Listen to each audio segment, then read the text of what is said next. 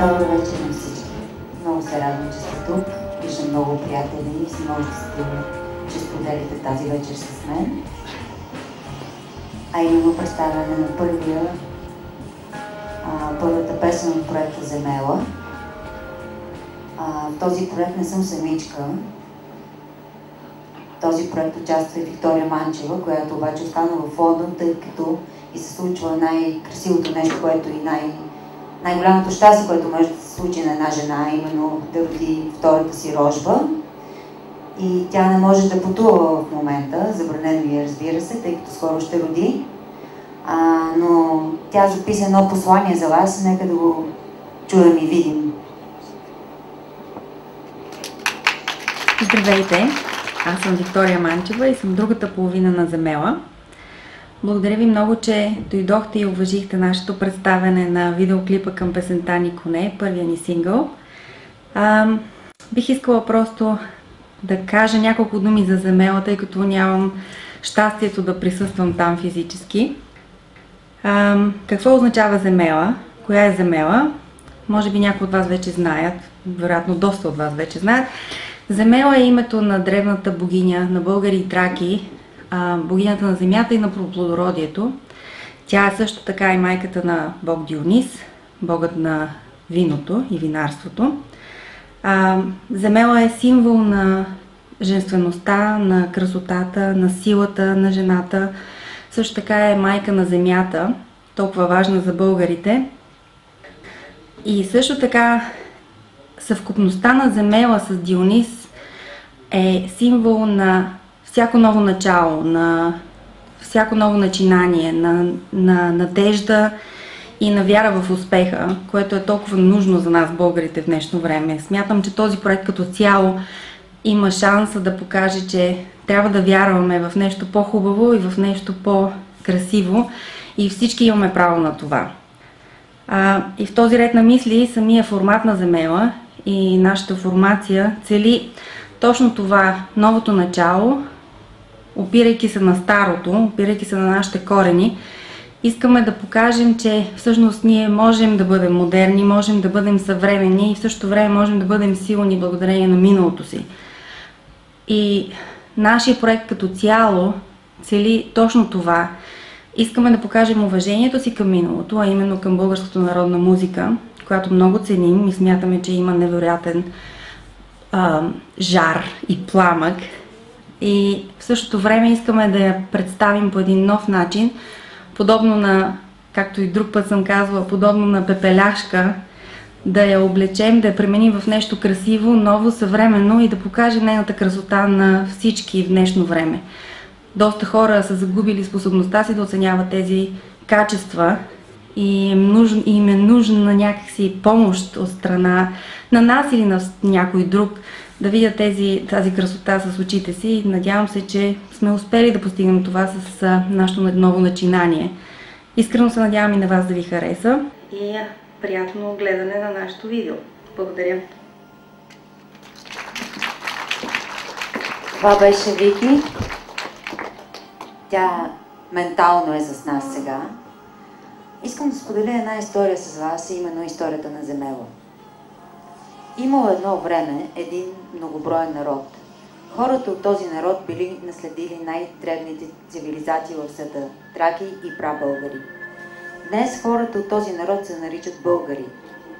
Целият древен свят ги познавал и се прекланял пред тях. Били майстори в изкуства и занаяти. Останали след тях съкровища нямат равни по изящност и изтънченост. Били изключителни архитекти и строители, астролози и мистици. Вярвали в мотото каквото горе, такова и долу, а именно каквото на небето, такова и на земята. Духовното и нематериалното са били особено важни за вътрешното съвършенство на всеки. Прекрасните златни съдове, изделия, които са творявали, служили на техните мистици и жреци за предаване на енергия и като връзка с отвъдното. Гъстото червено вино, подпивано от тях, им помагало да се слеят с миналото и бъдещето. То било кръв, символ на мистерията на живота. Същото това вино изпъвало ритуалите и мистерии, свързани с Дионис. Онзи, тракийският Дионис, син на Земела, богът на слънцето през деня и огъня през нощта, на възраждащата се природа, покровител на лозарите и винарството. Ритуали и мистерии, в които отдадени жреци и жрици са виждали вековете преди и след тях едновременно и са помагали на дедите ни да следват пътя им, оказан от Вселената. А каква земя е родила българите? Казват, че Господ забравил българите, когато е раздавал земята на народите. Когато обаче осъзнал грешката си, дал им къс от рая. И действително, българската земя има уникална природа, затихваща дъха гледки на зелени гори, поляни ухаещи на билки и цветя, долини окичени с розов цвят и равни наджари с буйни житни класове, градини отрупани с плод, чийто вкус е вкус от рая, планини с корони от кристално снежни върхове, бистро чисти езера и буйно педливи реки, вливащи се в необятното море. Тази земя е дала на света Орфей, омайникът, мистикът, който бил способен да укроти дивите зверове и да разплаче дори камъните с гласът и лирата си. И днес вокалните умения на българите могат да накарат свят и вселена да притихне. Няма другаде по света такова изумително разнообразие на фолклорни вокални техники на такова малко географско пространство. Всеки ценител на певческото изкуство е чул за мистериите на българските гласове.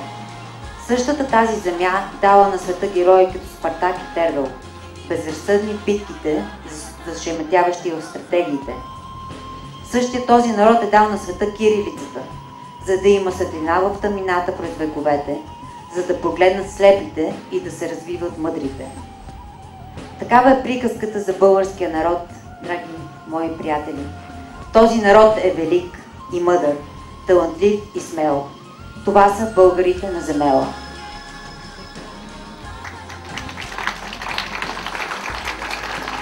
Благодаря ви. В видеото, което ще видите след малко, идеята, която прокарваме е следната. Капана, в който днешният съвременен човек е попаднал, именно материалния свят. Загубата на душевността, загубата на ценностите, загубата на народовата памет.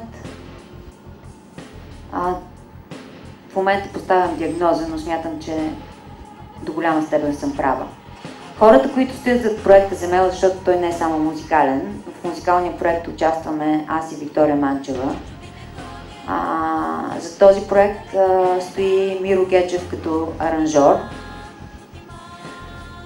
Недялко Недялков записа невероятен кавал в песента, която ще чуете и ще видите видеото към нея. Димитър Димитров Дънди записа Ударни. Видеото бе реализирано от режисьора Николай Барулов, асистент камера Оги Стоилов, сценични ефекти Гриша Струнджев, актьорски партньор Калуян Буков. Специално благодаря на Красимир Патишанов. Благодарение на него пиете това изключително вкусно вино. Аплодисменти за него. Извън Пръстовица.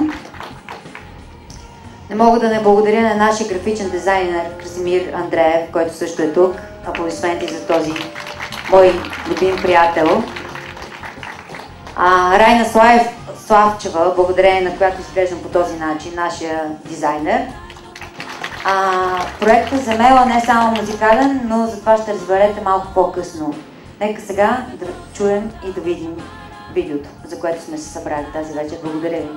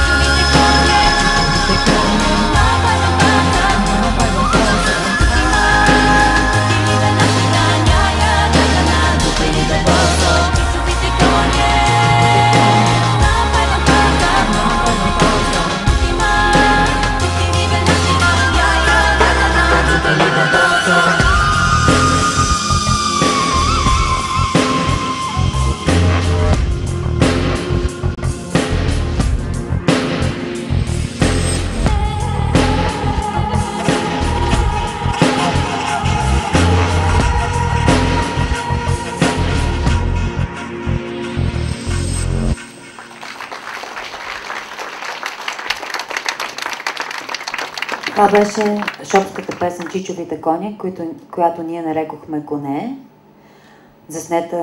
видеото е заснето в Лондон. Много е трудно да се снима в Лондон, искам да ви кажа. Там всичко е частно. Трябва да плащаш и да се разправяш с общини и така нататък, но това е тема, с която няма да ви занимавам. Целта ни е да популяризираме българската култура извън граници. Пожелайте ни успех, да не успеем. Към нас има интерес от една британска компания. Ще ви информираме, разбира се, за това, когато се случи щастието да подпишем договор с тях. Надявам се до края на годината да имаме албум. Сега искам да дам думата на Ирена Соколова, народен представител. Жена, с която ме свързват жизненно важни и национални каузи. Ирена, заповядай.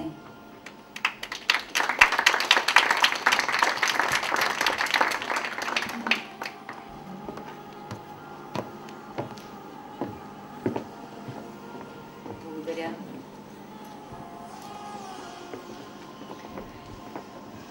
Благодаря ви, че тази вечер сте тук. Моля да ме извините за гласа. Обяснимо е защо е такъв. Гледах видеото на София. Познавам София от много дълго време. И я познавам винаги като човек, който с цялото си сърце се отдава на това, което прави. И за това първото, което искам да споделя, е за избора на това, за това на какво се отдаваме.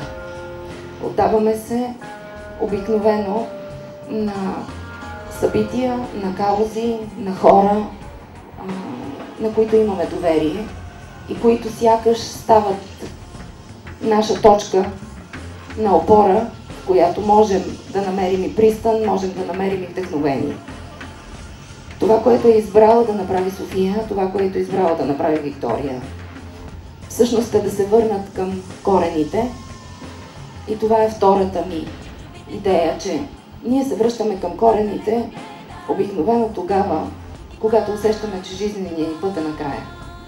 Тогава имаме потребност и нужда да се свържем с миналото си и сякаш да намерим там онова, което сме пропилявали през целия си живот и някак си накрая имаме нужда да го съберем при себе си. И се питах, какво кара едни млади момичета, едни млади жени в средата на своя живот в най-хубавите си години да търсят корените? И какво ги кара да стоят в света далече, там където трябва сякаш да отстояват себе си и да показват своята идентичност такава каквато е, да се доказват и да обясняват колко са ценни? Има обяснение на това. И аз бих била много щастлива, ако те успеят. Всъщност аз абсолютно вярвам в това, защото познавам добре София, че те ще успеят да покажат истинската своя същност и истинската същност на българката. Такава каквато е непоколебима, приемаща, добра, отворена жена, която може и да сътвори, може и да разгроми.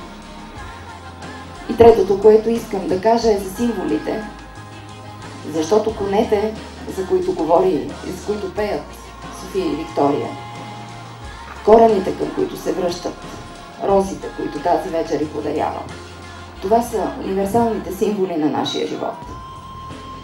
И не случайно те са избрали тази първа песен. Те си знаят защо са я избрали, но всъщност това е оня стремеж, който носи коня, да можеш да покориш, да стъпиш здраво, да издадеш с копитото искра в кремъка и да кажеш, това е моето място и аз ще го защитавам, ще го отстоявам, ще го имам. Чудесен проект. Мисля, че доставяте наслада на всички. Благодаря. Благодаря ви, Ирена. Нека да видим видеото отново. Благодаря ви, че сте тук. Благодаря ви, че споделихте тази вечер с нас. Чупите коне, надалеко гледа.